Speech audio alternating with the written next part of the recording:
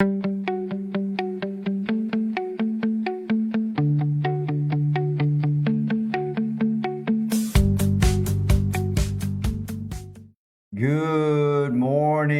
morning, Puerto Vallarta and the entire Bay Area. It is so nice to see you all. I hope everybody is doing amazing. I hope your week is going well. I know it's only Tuesday, but hey, it's worth it. It's worth it to start off the week well and check in with you and see how things are going. So here we go. Just doing a little housekeeping, looking around the studio. Let's go through the routine this morning. So looking outside, it's another sort of hazy day. I don't remember the last time we didn't have a hazy day. So it's a little hazy out there. Today is March the 10th. It is 10:01 a.m. And I'm happy to have you all out there as usual.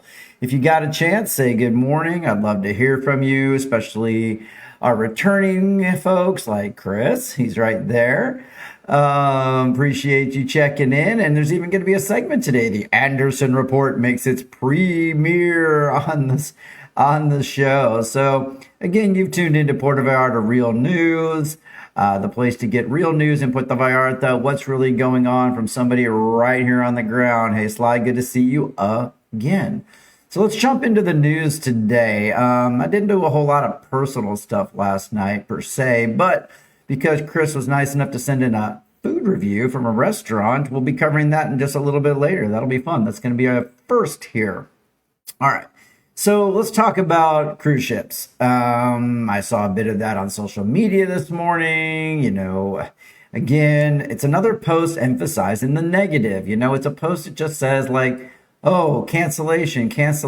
But when you really begin to dig down into it, there's data and stats that are like just not all doom and gloom. And I'm all about real news, but let's get down to the really. So here's the latest report. Again, my friends over at Bahia de Torreón were very nice to put this out, and I noticed the headline, decided to talk about it. So the Jalisco Tourism Secretary has issued a formal update to clarify the current state of maritime and airtime travel here in Puerto Vallarta.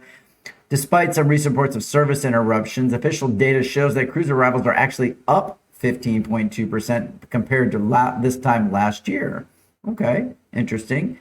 While Princess Cruises has temporarily adjusted its schedule, that was really called out in the post today, and they canceled 3 port calls this week. The line is expected to resume its regular stops on March 18th, and air connectivity is also largely stabilized, with mostly within Guadalajara and Puerto Vallarta. Airports are reporting about a 99% capacity. So 11 total cruise arrivals are locked in for March, and the debut of the Virgin Voyages Brilliant Lady is scheduled for April. Be sure to check that out, maybe get some good photos. And officials are, of course, emphasizing that the region's infrastructure remains functional and maritime schedule is steady. Sounds like a good time for the coffee cam. Cheers, everybody. Good morning. All right, moving on in the news. Puerto Vallarta is going to have a free sterilization day for dogs and cats in Vista Dorado. Oh, this is good stuff. Good for the community. Good for our dog and cat lovers out there. I've got a lot of friends that are, of course. So there's going to be a free sterilization clinic for pet owners coming up this Thursday, March 12th. It's over in Vista Dorado, as I mentioned. That's a neighborhood here. And it's happening on Topacio Street. Sometimes it's a little hard. Oh, good morning, Maureen. Good to see you. One of my most frequent visitors. Love to see you. Chandra, love to see you as well. Oh, I digress.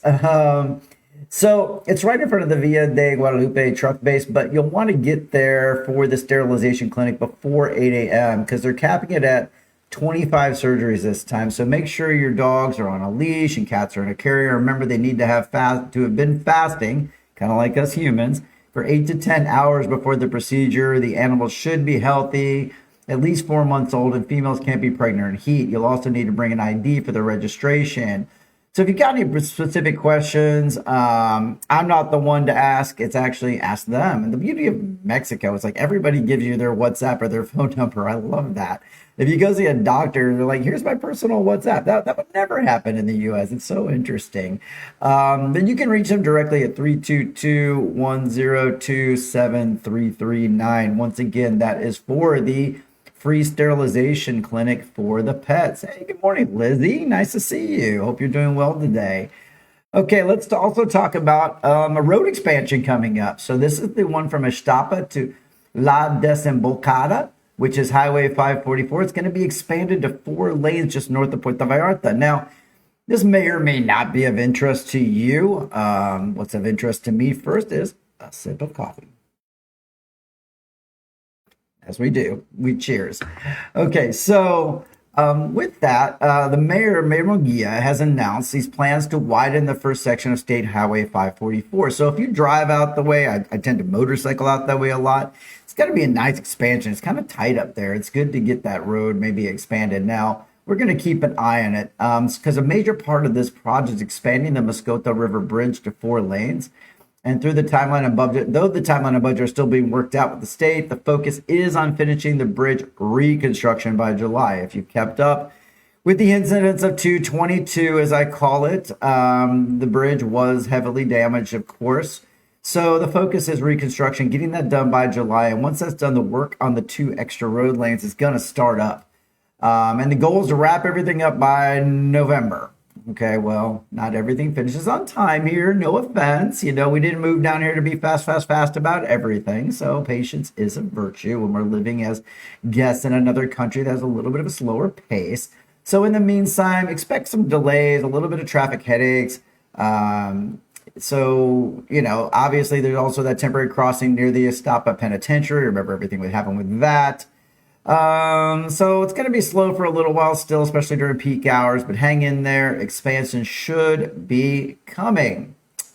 All right, let's move on. And hey, if you have any questions or anything you want to chat about, put it in the comments. If I've got an opinion or some information about that, I'll share it. But the nice thing is when you guys comment in the comments, other viewers see them and sometimes they answer the questions for you. I love that. So what else? I don't know. You know, I don't know if I should ever use this cam. This cam seems so in my face. What do y'all think about this one? I feel fish-eyed. I'm like, too much. So I don't use this cam very much, but it's there. I really love this camera. This is the one I like the most. All right. So it's time for our very first ever Anderson report. Chris, I know you're on. I see you in the chat over there. Be sure to like this because it's yours. So thank you so much. I love when viewers chime in and want to contribute to the show. As I mentioned, and as you know, I don't monetize with the show. It simply means that I don't accept money. Up nose cam. Yes, that was an up nose cam. So I hate it. The coffee cam is much better. Speaking of, who would like a coffee? I can absolutely imagine every time I do this and every time I do this with this, y'all are like, that is so cheesy. It makes me laugh.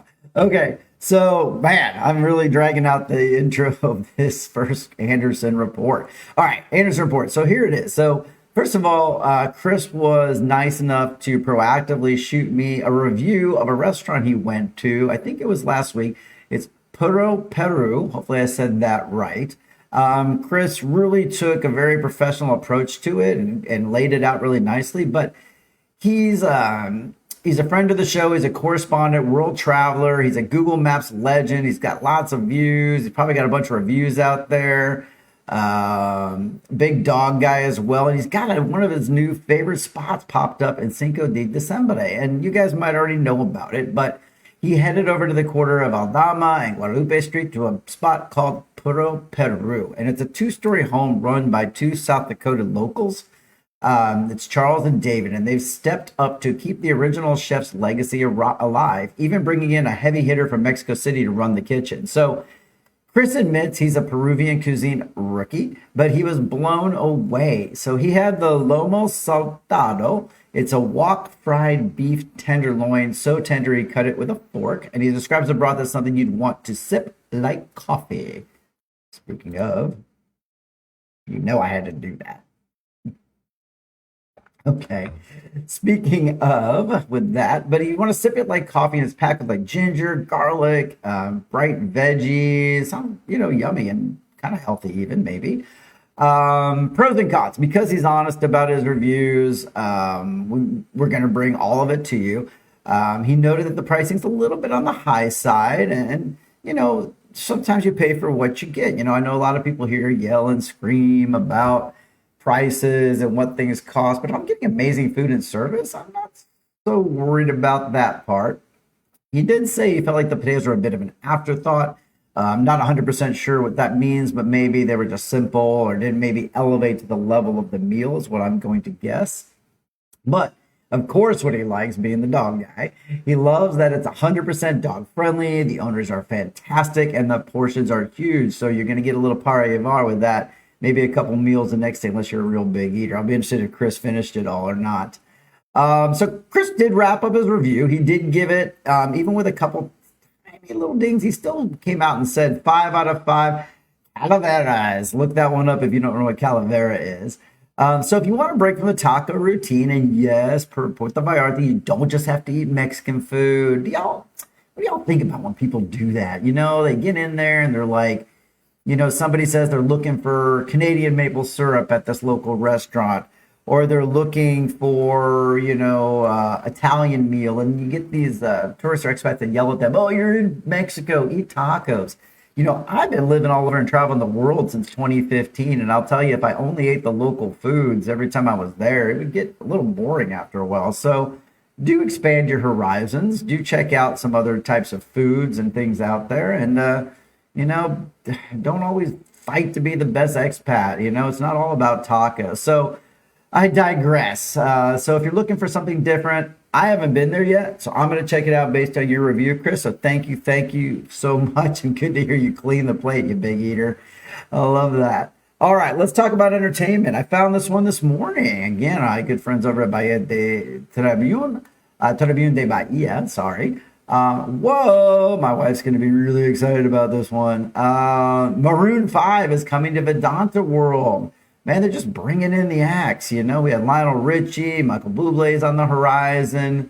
Now we got Maroon 5 coming in. It looks like November 12th is the date that's set for that. So they're heading up to Vedanta World. It is going to be Adam Levine and the guys are going to bring their mix of pop, rock, and funk to the stage. Expected to be a massive night. You know the hits: Sugar, Moves Like Jagger. I would be playing that in the background of my video right now if YouTube wouldn't flag it for copyright. But sing it to yourself. Moves Like Jagger and all their high energy songs are going to be out there, multi-platinum sounds. So if you're looking to catch them, tickets are already live on Vedanta's official concert series website.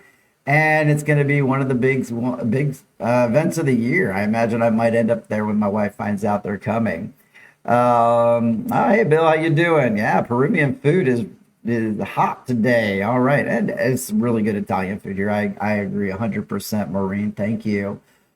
Guess what else I found out? I'm personally really excited about this one. So the last couple years, I've been covering the Mexico Open for CPS News or the radio station. So I've been out there 3-day passes the last 2 years. And when I found out from the organizers that the Mexico Open was no longer coming here, I was pretty sad. We both were. Laura even does photos out there.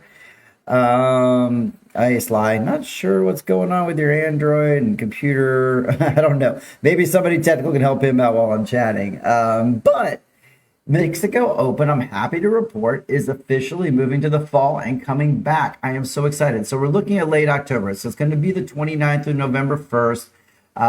It lines up really nice with the Dia de los Muertos, celebrations, which should be an amazing atmosphere. The stakes are going to be high with over 6 million in person. 132 pro golfers are coming. They're going to really lean into this festival and tie in their vibe with Ludo and all the Cirque du Soleil they have. The only real downside, this is probably a me problem, maybe it's a you problem, I don't know, is it's scheduled for the exact same weekend as Formula One in Mexico City. Come on, man. So I was really thinking about going to Formula One this year. We've become big fans. I've mentioned the series a few times at F1 Drive to Survive. But it's the same weekend, so I guess choices are to be made. Okay, we're running low on time, so let's knock out the entertainment section really quickly. Yesterday, I recommended Dying for Sex. If you watched it, if you looked it up, if based on what I talked about yesterday, I'd love to hear from you and what your thoughts are about that. It's a pretty powerful one and a powerful book too, I hear. But now I'm going to recommend sort of, I don't always 100%, but Train Dreams. So we're running out of time between us and the Oscars. They're right around the corner. So this is one that is nominated for Best Picture. It's very slow burn. It's kind of an odyssey following the life of Robert Grenier, a day laborer, and he's struggling to find his footings in an industrialized world. And then spoiler alert a little bit, there's a devastating wildfire that really strips him of kind of everything. And so you've really taken this guy, you've torn him down to, just literally almost nothing, and watching him try to come back and be part of the world again, all with amazing, beautiful cinematography. Now, it's a bit of a tragic story. The cinematography is what you're going for. It's beautifully shot. Is it the best picture of the year? I'm not really sure about that. I really loved F1. I loved Sinners. Those are my two picks. Not sure what you guys loved, but those were mine. All right, then. I am so happy you guys joined in. Let's have one more sip of coffee together. But we're over by a bit. I try to keep this thing to 15 minutes to keep it bite-sized, but we're just slightly over. So with that, I'm going to say have an amazing day. I can't tell you all how much I appreciate when you tune in and get the views and get the comments and get the likes. Really appreciate that. Thank you, Chris, for chiming in. Totally agree on all that. So with that, that's it for today. Puerto Vallarta Real News. I'll see you again tomorrow. And don't forget, on Friday, I'll have the Casual Friday again. Now, we do have some friends coming in town from Mexico City, one of which happens to be the original producer for the first 8 seasons of Big Brother. He's been nominated for Emmys. Maybe I can convince him to get on camera once while he's here in town. We'll see. But if there's any times this week or this weekend, I'm a little off on whatever time I'm coming on or delayed or anything, bear with me. We got guests in town. All right. Have a great one, y'all. I really loved seeing you guys today, and we'll see you tomorrow. Puerto Vallarta, Real News.